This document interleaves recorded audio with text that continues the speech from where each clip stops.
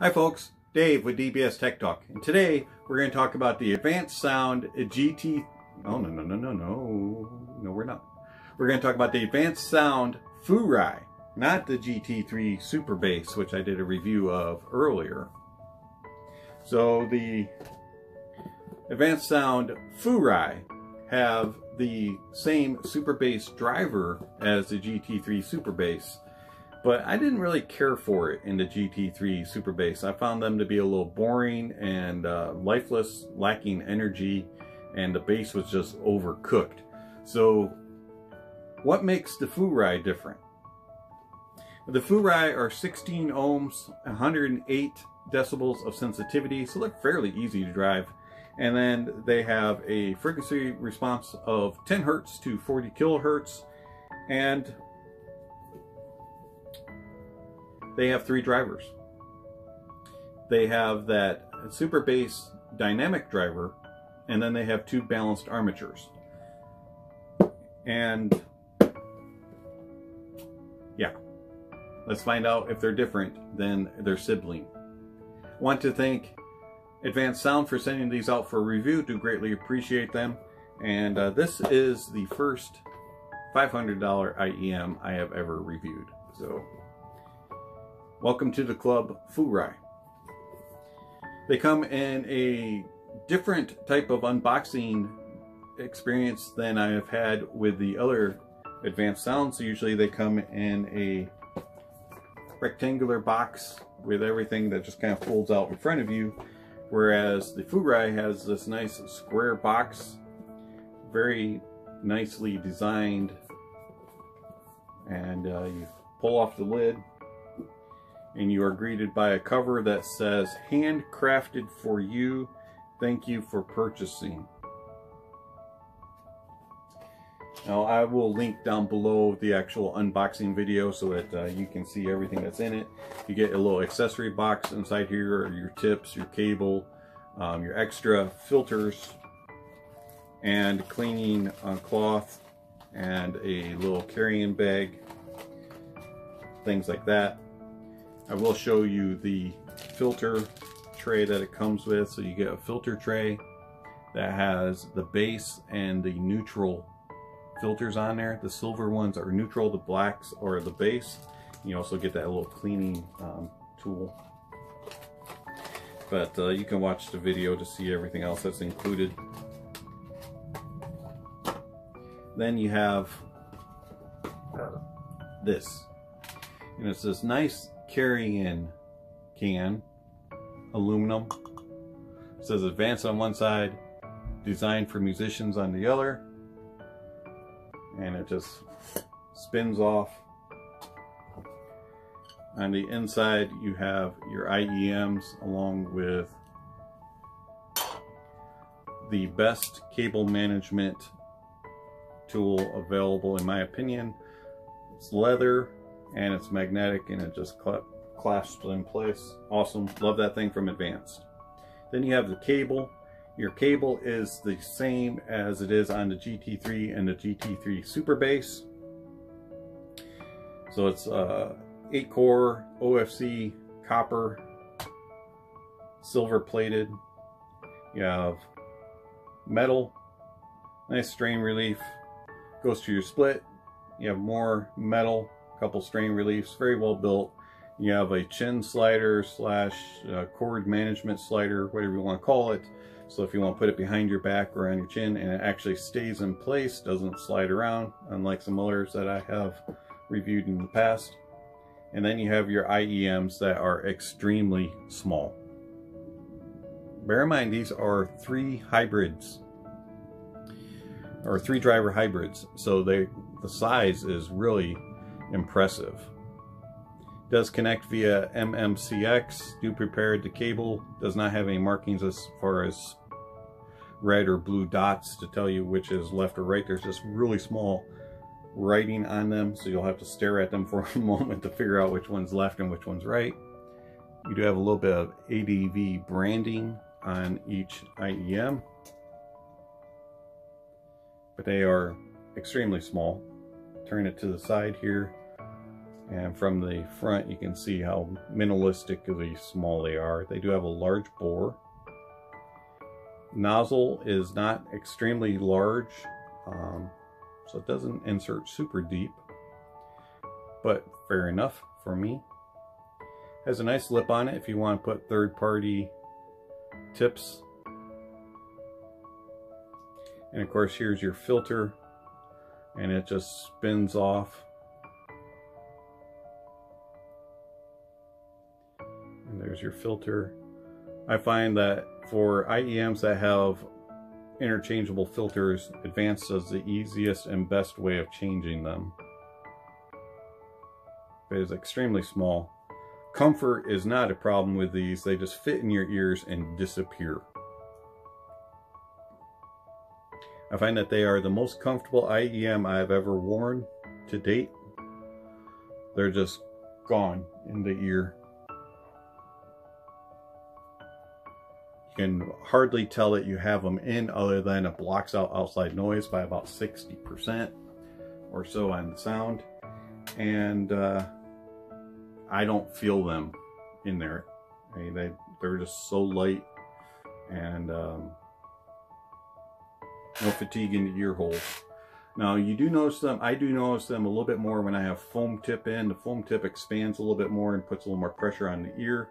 Silicones do not do that. That is one of the reasons why I use silicones.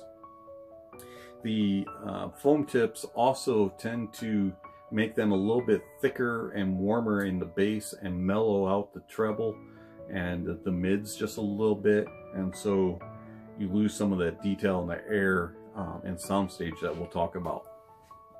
So I use silicone tips with these. So the Furai, they have different filters. What do the filters differences do? Well, when you use the bass ones, you get the heaviest impact on bass, a little thicker bass, and it warms up the mids, and you lose details and clarity in the treble and in the soundstage. With the neutral filter, you lose a little bit of the thickness and warmth of the bass, and in the mids you do get a little bit more forwardness in the mids. Has a little bit more natural sound to it, but the treble excuse me, is still not as detailed and energetic as I would prefer. So if you put the treble filter on, the bass stays about the same as it does with the neutral filter, but what happens is the mids and the highs become a little more accentuated and a little more forward, and you get more air, more details and clarity with the treble in, and I prefer that sound just because the bass is a little bit prominent on these, and so it balances things out better with the trebles in. So all sound impressions are done with silicone tips and with the treble filters, and I did use the stock tips with these. Did not even change them, haven't even attempted any other tips. Haven't changed the cable other than I used a balanced cable just for testing. But I use 3.5 for pretty much all testing. Alright, sound. Excuse me.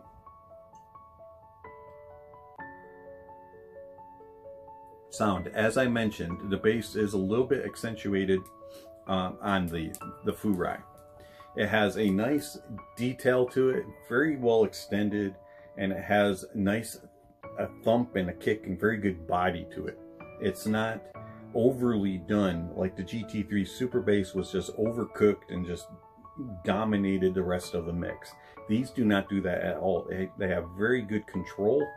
They are very detailed. You can tell each and every instrument is coming in. You can hear all the sounds and how it flows together, and none of it is fighting to overtake one of the other elements of the bass. It's all very well balanced.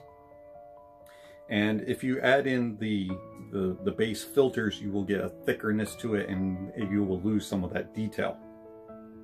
But with the neutral filter or the treble filter, as I have on here for the testing, the details are very, very clear, very well articulated, and they have a nice presence to them.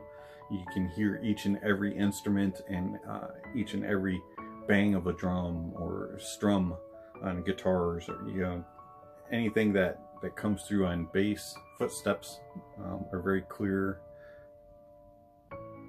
Love the bass on these.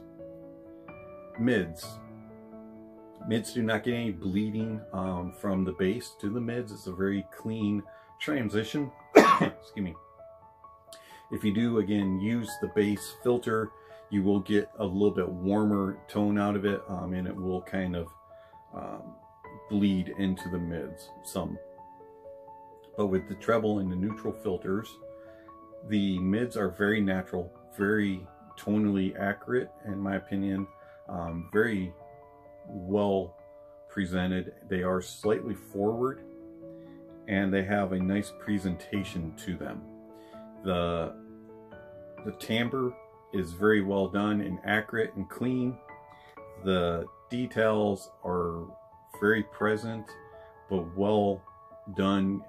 You're not having them shouted at you or forced upon you. They're very well controlled and very natural timbre. And then going into the treble climbs nice and well. You get very good extension, and then it kind of comes back down and levels out. It doesn't roll off and just disappear. It just kind of levels out and extends well. And you get nice air, very well detailed and clarity, and it has a smoothness to it. You do not have any sharpness or any harshness in the treble at all. It's all very well presented, nice and smooth and very crisp, has good energy, but never to the point of being shouty, harsh, sibilant. I have the treble filter on, and I'm not saying anything about sibilance or sharpness or harshness. So these are very well controlled. The thing that really amazed me with the Furai, though, is the Soundstage. The Soundstage is presented in a way that I have never heard in an IEM. I've heard IEMs that sound wide, that sound, like things are coming from over here or over there, but you can always tell I have something in my ears. The Furai are the first IEM that I've ever used in which I've had, wait a minute, did I plug in my cable? Is that coming from my speakers? Where's that? Hold on. It sounds lifelike. The first time I used these, I was on a Discord chat with Farsal the Wizard. I put these on, and it sounded like Farsal was sitting next to me. Like we were sitting in a room together chatting. I was like, wow, this is crazy. And so I was like, maybe it's just, Discord's that good with their chat. And so I started to really listen to these with Soundstage music and with open sound, music and test tracks and things like that. And every single time I was like, if I didn't know better, I would think I was listening to speakers. They're just that clean and that clear in the Soundstage. They're very immersive. You get details just going all around you. They have very good depth, very good width to them, and it's very well placed. You can tell exactly where something is. You can pinpoint things, and it has very good isolation among each instrument. If you have big orchestras going, you can hear where the trumpets are coming from, where the strings are, where the kettle drums are, all of that kind of stuff. And sounds fade in from one side, fade out to the other. They travel completely across. It doesn't go right, left. It's all the way through. If it needs to be intimate, it'll be intimate. If it needs to be wide, these things are wide. If you have somebody talking in the background and someone in the forefront, you can tell the differences of them. Soundstage is insane on these. I have never heard Soundstage so good on an in-ear. So the Adv-Sound Furai, are they better than the GT3 and GT3 SuperBass? Yes, absolutely. The original GT3 has a brighter signature, has a more forceful way of presenting details. You still get clarity and all that. It's just a more aggressive approach to presenting the details. You do not have as wide of a soundstage and as warm of a signature. GT3 SuperBass has a very narrow soundstage. The bass is way too thick and overdone compared to the Furai, and the treble is non-existent on the GT3 SuperBass. Adv-Sound Furai, are they worth $500? Yes, in my opinion they absolutely are. I am very much impressed with these, and I absolutely love these. And I'm going to be disappointed and sad when I have to return them. This has been Dave with DBS Tech Talk. Thank you for watching, and I'll catch you on the next video. Speaking of next video, somewhere on the screen is going to be a notification bell and a subscription link. If you haven't already, please check those off. And if you want to help support the channel, loan gear, or have questions for it, check out the links down below. Thanks. Have a great day.